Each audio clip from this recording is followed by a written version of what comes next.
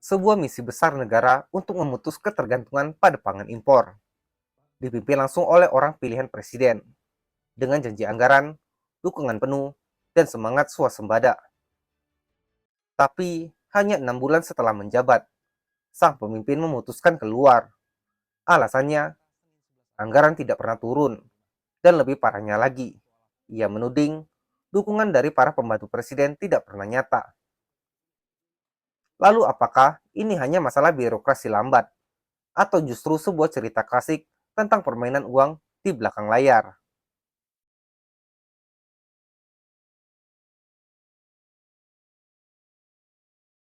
PT Agrinas Pangan Nusantara dibentuk sebagai ujung tombak kedaulatan pangan. Joe Angelo de Sousa Mota dipercaya memimpinnya, bukan orang sembarangan, tapi figur yang dipilih langsung oleh Presiden Prabowo.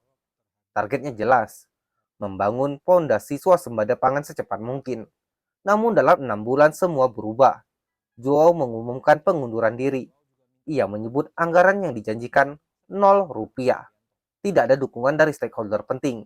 Dan yang paling menyakitkan, misi besar Presiden, menurutnya, seperti dibiarkan berjalan sendirian, bahkan oleh orang-orang di lingkaran dalam kekuasaan.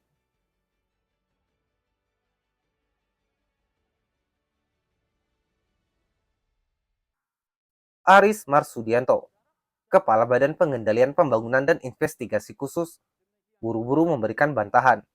Katanya, semua anggaran sudah disiapkan, semua rencana sudah matang. Masalahnya hanya proses administrasi. Proses yang ia sebut memang harus dijalani dan perlu kesabaran. Tapi disinilah masalah besarnya. Proses administrasi yang berlapis-lapis, penuh meja tanda tangan, surat berbalik, dan aturan tumpang tindih seringkali menjadi kuburan bagi ide-ide besar. Birokrasi di Indonesia sudah terkenal bukan sebagai mesin eksekusi cepat, tapi sebagai labirin yang memakan waktu, tenaga, dan kadang harga diri. Dan di labirin itu, setiap langkah kadang memiliki biaya tak resmi yang tak tertulis di buku anggaran.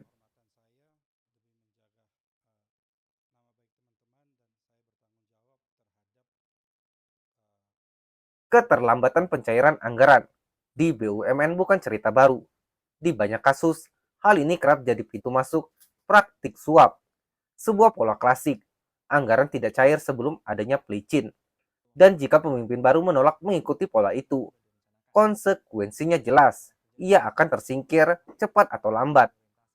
Mundurnya Joao memicu dejavu terhadap kasus-kasus sebelumnya, dari proyek ketahanan pangan yang mangkrak, hingga pengadaan alat pertanian yang dijadikan ladang rente oleh oknum pejabat. Apakah kali ini ceritanya sama? Tidak ada bukti langsung, tapi setiap kepingan fakta terasa pas. Seperti puzzle yang membentuk gambar yang sudah terlalu sering kita lihat. Korupsi yang dibungkus dengan prosedur.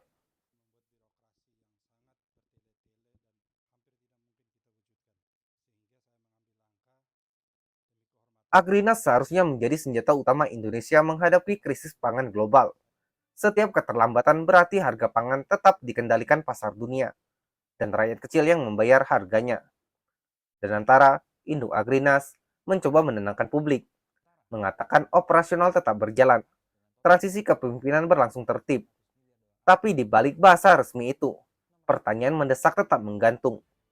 Bagaimana mungkin kita bicara kedaulatan pangan jika di tingkat eksekusi kita masih terjebak dalam birokrasi yang rumit, tarik-menarik kepentingan, dan aroma permainan uang yang seakan menjadi bagian permanen dari mesin pemerintahan? Inilah wajah lain dari pembangunan di Indonesia. Di depan panggung, visi besar diumumkan dengan megah. Tapi di belakang panggung, proyek itu bisa tersendat karena prosedur, atau lebih buruk lagi, permainan kepentingan. Menurut Anda, apakah kasus Jowo ini hanya drama internal, atau sinyal bahwa proyek pangan strategis kita sedang digerogoti dari dalam? Tulis pendapat Anda di kolom komentar. Jangan lupa like, share, dan subscribe. Karena di kanal ini, kita akan terus membongkar cerita-cerita di balik tirai kekuasaan sebelum semuanya terlambat.